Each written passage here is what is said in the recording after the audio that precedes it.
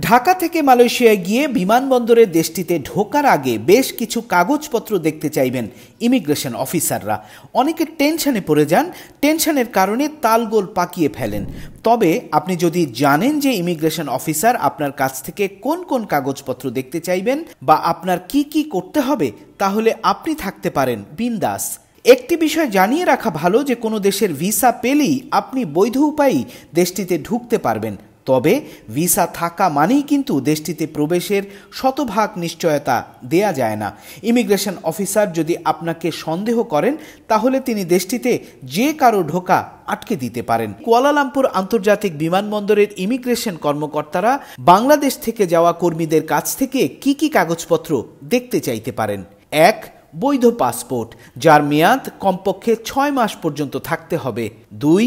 Visa, মালয়েশিয়ায় কাজ করার জন্য বৈধ ওয়ার্ক পারমিট বা ভিসা দেখাতে হতে পারে। ৩.